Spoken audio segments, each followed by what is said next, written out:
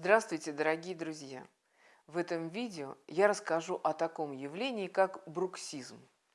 Родители, особенно маленьких деток, часто задают мне вопросы, связанные с бруксизмом. За этим сложным термином стоит не что иное, как непроизвольный скрежет зубами. Скрежет зубов у детей – это вовсе не патология и не заболевание. Врачи объясняют это явление тем, что происходит невольное сокращение жевательных мышц и сжатие челюсти.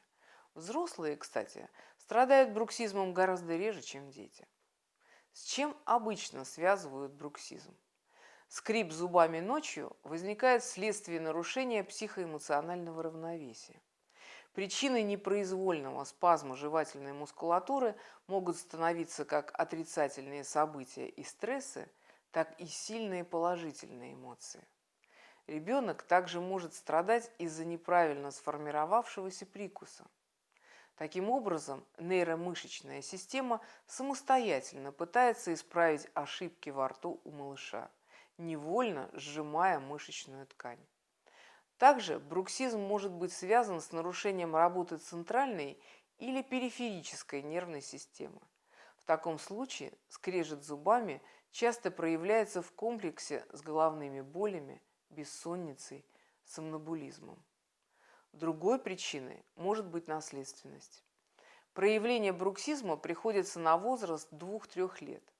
До 6–7 лет он может присутствовать в резком и легком проявлениях.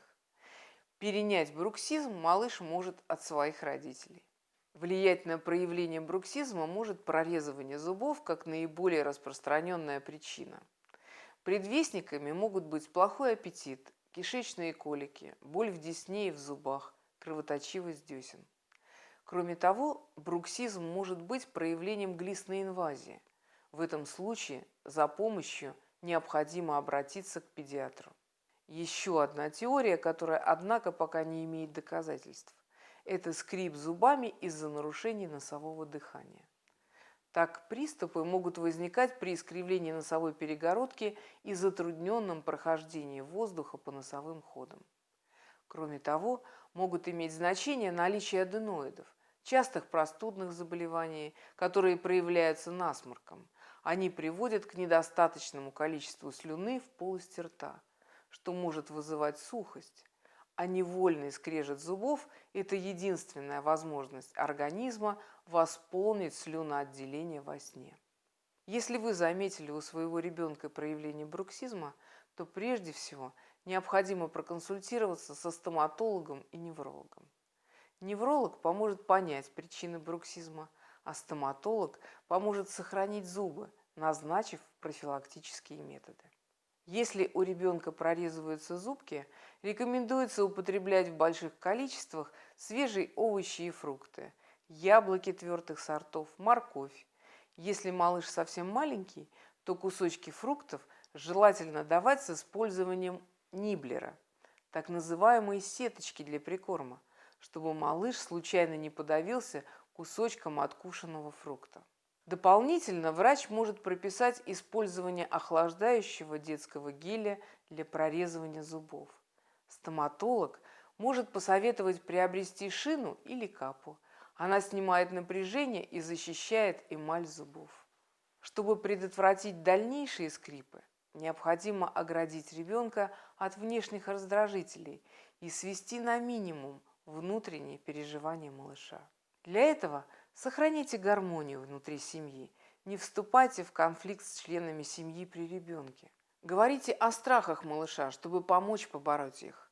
Исключите просмотр фильмов и передач за 2 часа до сна, чтобы организм малыша успокоился. Займите его развлекательной игрой или чтением книги. Старайтесь избегать активных занятий. Перед сном лучше проветрить комнату. Если ваш малыш по-прежнему скрипит зубами во сне, а длительность скрежета превышает 10–12 секунд, следует обратиться к врачу. Бруксизм не болезнь, однако в тяжелых случаях может приводить к нежелательным последствиям. Неудобство самого ребенка, ухудшение сна, отдыха, механическое стирание эмали зубов, психологические последствия. Но, как правило, При постоянной работе и правильном системном подходе эту проблему можно решить. Удачи вам!